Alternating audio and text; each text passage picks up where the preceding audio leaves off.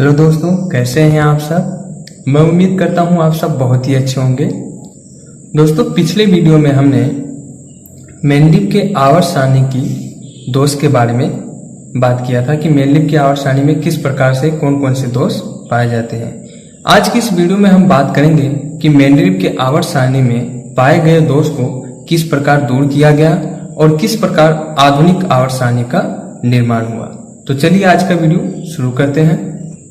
दोस्तों, आज का टॉपिक है पहला, मेंडलीव की आवर्त सारणी में संशोधन।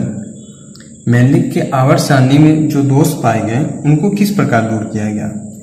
एक वैज्ञानिक थे मोजले, जिन्होंने सन 1913 में एक्स विकिरणों के स्पेक्ट्रम के अध्ययन के द्वारा उन्होंने क्या किया, एक्सरे के अध्ययन के द्वारा तत्वों के नवीन लक्षण परमाणु क्रमांक का प्रतिपादन किया। उन्होंने तत्वों के नए लक्षण का प्रतिपादन किया और नए लक्षण क्या था, परमाणु क्रमांक। मोजले ने यह बताया, वैज्ञानिक जो थे मोजले, उन्होंने क्या बताया कि तत्व के परमाणु द्रव्यमान की तुलना में उसका परमाणु संख्या अधिक आधारभूत गुणधर्म है। कि जितने भी प्रकृति में तत्व उस समय खोजे गए थे, उन सभी तत्वों के परमाणु द्रव्यमान की तुलना में उनका परमाणु संख्या यानी परमाणु क्रमांक अधिक आधारभूत गुणधर्म है। अब आप सोच रहे होंगे कि परमाणु संख्या क्या है, तो पहले बात कर लेते हैं परमाणु संख्या के बारे में। किसी तत्व के परमाणु के नाभिक में प्रोटॉनों की संख्या अथवा नाभिक के धनावेश को तत्व का परमाणु क्रमांक कहते हैं। किसी तत्व के परमाणु के नाभिक में उपस्थित प्रोटॉन की संख्या क्या कहलाती है, परमाणु संख्या कहलाती है। तो इस प्रकार मेंडलीव की आवर्त सारणी में परिवर्तन किया गया और परमाणु संख्या को आधुनिक आवर्त सारणी के आधार के रूप में क्या किया गया, स्वीकार किया गया। अब बात करते हैं आधुनिक आवर्त नियम, जिसे मोजले का आवर्त नियम भी कहते हैं। मोजले ने यह पाया कि यदि तत्वों को उनके परमाणु क्रमांक यानी परमाणु संख्या के बढ़ते क्रम में व्यवस्थित किया जाए तो मेंडलीव की आवर्त सारणी के अनेक दोष दूर हो जाएंगे। मेंडलीव के आवर्त सारणी में जो दोष पाए गए वो क्या, अगर तत्वों को परमाणु क्रमांक के बढ़ते क्रम में व्यवस्थित किया जाए तो वे दोष दूर हो जाएंगे। इस आधार पर मेंडलीव द्वारा प्रतिपादित आवर्त नियम में संशोधन करके मोजले ने एक नियम दिया, जिसे मोजले का नियम अथवा आधुनिक आवर्त नियम कहते हैं। इस प्रकार मेंडलीव के जो आवर्त सारणी थी और उनका जो आवर्त नियम था उसमें संशोधन करके मोजले ने एक नियम दिया, जिसे हम क्या कहते हैं, मोजले का नियम या फिर आधुनिक आवर्त नियम। इस नियम के अनुसार, जो नियम दिया मोजले ने, इस नियम के अनुसार तत्वों की भौतिक एवं रासायनिक गुण उनके परमाणु क्रमांकों के आवर्ती फलन होते हैं।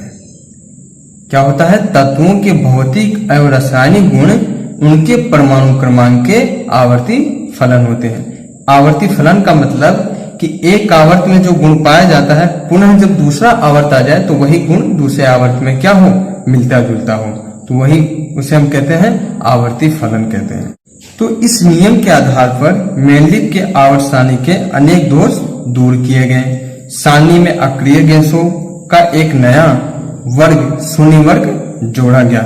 मेंडलीव के आवर्त सारणी में अक्रिय गैसों को अलग रखा गया था, तो संशोधन करने के बाद में अक्रिय गैसों को एक नया वर्ग, शून्य वर्ग में क्या किया गया, जोड़ा गया।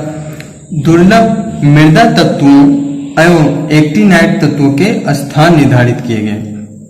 मेंडलीव की आवर्त सारणी में एक्टिनाइड और लेथेनाइड जो भी तत्व थे उनको स्थान नहीं मिला था, लेकिन संशोधन के बाद क्या हुआ, दुर्लभ मृदा तत्वों और एक्टिनाइड तत्वों के स्थान निर्धारित किए गए। सभी समस्थानिकों और समभारिकों के स्थान का निर्धारण किया गया।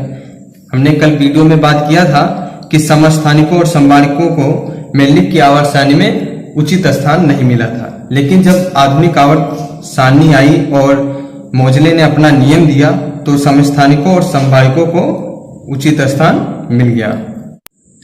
अब बात करते हैं आधुनिक आवर्त सारणी, जिसे आज हम जो सारणी यूज कर रहे हैं उसे दीर्घाकार आवर्त सारणी भी कहते हैं। सन 1913 में हेनरी मोजले ने परमाणु क्रमांक का प्रतिपादन किया। उन्होंने बताया कि तत्वों के गुण उनके परमाणु क्रमांक क्या होते हैं, आवर्ती फलन होते हैं। आधुनिक आवर्त सारणी को रागवर्नर एवं बरी ने निर्मित किया था। जो आधुनिक आवर्त सारणी है जिसे हम आज यूज कर रहे हैं, उस आवर्त सारणी को रागवर्नर एवं बरी ने क्या किया था, निर्मित किया था। और इसके निर्माण का जो आधार था वो क्या है, बोर बरी के इलेक्ट्रॉनिक विन्यास पर आधारित था। आधुनिक आवर्त सारणी या दीर्घाकार आवर्त सारणी क्या निर्माण का जो आधार था वो बोर बरी के इलेक्ट्रॉनिक विन्यास पर आधारित था। किसके इलेक्ट्रॉनिक विन्यास पर आधारित था, बोर बरी के इलेक्ट्रॉनिक विन्यास पर आधारित था। तत्वों के आवर्त वर्गीकरण का आधुनिकतम स्वरूप दीर्घाकार आवर्त सारणी है। इस आवर्त सारणी का आधार परमाणुओं का इलेक्ट्रॉनिक विन्यास है।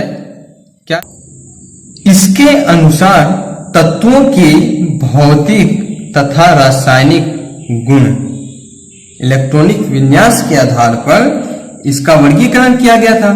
तो इस नियम के अनुसार तत्वों के जो भौतिक तथा रासायनिक गुण हैं उनके इलेक्ट्रॉनिक विन्यास के क्या होते हैं, आवर्ती फलन होते हैं। रागवर्नर और बरी ने जो आधुनिक आवर्त सारणी का निर्माण किया उसका आधार यह था कि तत्वों के भौतिक और रासायनिक गुण जो होते हैं वो इलेक्ट्रॉनिक विन्यास के क्या होते हैं, आवर्ती फलन होते हैं। यानी एक आवर्त में जो इलेक्ट्रॉनिक विन्यास है वही इलेक्ट्रॉनिक विन्यास दूसरे आवर्त में भी आएगा। किसी तत्व का परमाणु क्रमांक उसके परमाणु के इलेक्ट्रॉन कोषों 1, 2, 3, 4 अथवा KLMN में इलेक्ट्रॉन की संपूर्ण संख्या को व्यक्त करता है।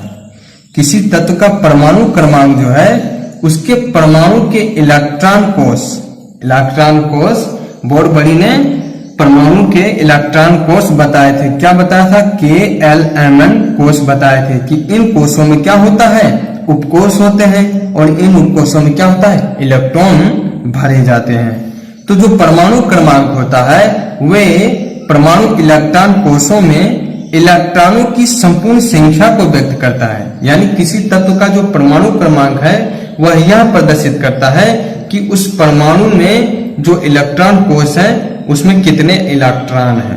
क्या प्रदर्शित करता है कि इलेक्ट्रॉन कोष में कितने इलेक्ट्रॉन हैं।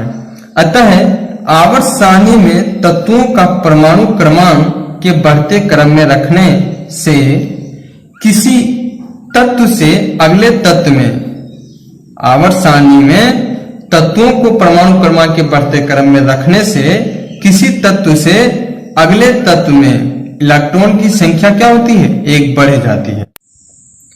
इस नए इलेक्ट्रॉन का प्रवेश इलेक्ट्रॉन वितरण की बोर बरी सिद्धांत के अनुसार किसी कोष के उपकोष S, P, D तथा F में क्रमानुसार होता है।